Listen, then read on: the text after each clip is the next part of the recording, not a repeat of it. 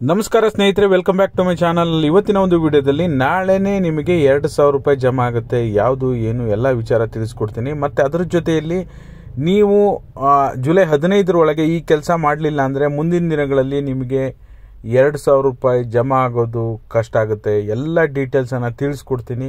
ಪ್ರತಿಯೊಬ್ಬರು ಕೇವಲ 2 ನಿಮಿಷ ಅಷ್ಟೇ ಪೂರ್ತಿ ವಿಡಿಯೋ ನೋಡಿ. ಹೊಸದಾಗಿ ಚಾನಲ್ ನೋಡ್ತಿದ್ದೀರಾ ಅಂದರೆ ಸಬ್ಸ್ಕ್ರೈಬ್ ಮಾಡ್ಕೊಳ್ಳಿ. ಹಾಗೆ ಪ್ರತಿಯೊಬ್ಬರು ವಿಡಿಯೋಕ್ಕೊಂದು ಲೈಕ್ ಕೊಡುವ ಮೂಲಕ ಸಪೋರ್ಟ್ ಮಾಡಿ, ಓಕೆನಾ.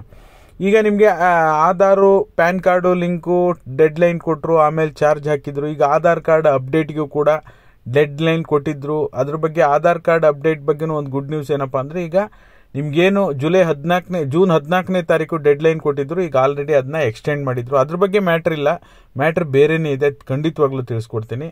ಈಗ ಆಧಾರ್ ಕಾರ್ಡ್ ಬಗ್ಗೆ ಹೇಳಬೇಕು ಅಂದರೆ, ಆಧಾರ್ ಕಾರ್ಡ್ ಅಪ್ಡೇಟ್ ಮಾಡಲಿಲ್ಲ ಅಂದರೆ ನಿಮ್ಗೆ ಯಾವುದೇ DBT ಹಣ ಬರ್ತಿರಲಿಲ್ಲ, ಓಕೆನಾ. DBT ಹಣ ಅಂದರೆ ನಿಮ್ಗೆ ಅನ್ನಭಾಗ್ಯ, ಗೃಹಲಕ್ಷ್ಮಿ, ಆಮೇಲೆ ಸ್ಕಾಲರ್ಶಿಪ್ಪು, PM ಕಿಸಾನ್ ಯೋಜನೆ ಹಣ ಯಾವುದು ಕೂಡ DBT ಮೂಲಕ ಹಣ ಜಮಾ ಆಗ್ತಾ ಇರಲಿಲ್ಲ. ಇನ್ಮೇಲೆ ನಿಮಗೆ ನಿಮ್ಮ ಒಂದು ಪಹಣಿ ಮತ್ತು ಆಧಾರ್ ಲಿಂಕನ್ನು ಮಾಡಲಿಕ್ಕೆ ನೀವು ಕಡ್ಡಾಯವಾಗಿ ನೀವು ಜುಲೈ 15 ಒಳಗಡೆನೆ ಮಾಡಬೇಕಾಗುತ್ತೆ, ಓಕೆನಾ. ನಾನು ನಿಮಗೆ ಅದಕ್ಕೆ ಅಡ್ವೈಸ್ ಮಾಡಿದ್ದೆ, ಆಧಾರ್ ಮತ್ತು ಪಹಣಿ ಲಿಂಕ್ ಮಾಡಬೇಕು ಅಂದರೆ ಆದಷ್ಟು ಬೇಗ ನಿಮ್ಮ ಹತ್ತಿರದ ವಿಲೇಜ್ ಅಕೌಂಟೆಂಟನ್ನು ಸಂಪರ್ಕ ಮಾಡಿ ಆದಷ್ಟು ಬೇಗ ನಿಮ್ಮ ಪಹಣಿ ಮತ್ತು ಆಧಾರ್ ಲಿಂಕನ್ನು ಮಾಡಿಸಿ.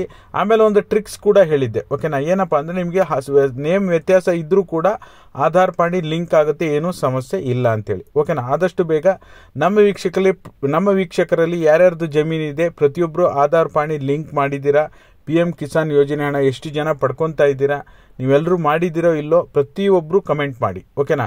ನಿಮ್ಮದು ಜಮೀನು ಇದೆಯೋ ಇಲ್ಲೋ ಅಂತಲೂ ಕೂಡ ಕ್ಲಾರಿಫಿಕೇಶನ್ ಕೊಡಿ. ಆಮೇಲೆ ಇನ್ನೊಂದೇನಪ್ಪ ಅಂದರೆ, ನಾಳೆನೇ ನಿಮಗೆ 2,000 ರೂಪಾಯಿ ಬರುತ್ತೆ. ಯಾವ 2,000 ರೂಪಾಯಿ ಅಂದರೆ PM ಕಿಸಾನ್ ಯೋಜನೆಯ 17ನೇ ಕಂತಿನ ಹಣ ನಾಳೆ 18ನೇ ತಾರೀಕು ಸುಮಾರು 9,26,00,000 ರೈತರಿಗೆ ಬಿಡುಗಡೆ ಆಗ್ತಾ ಇದೆ.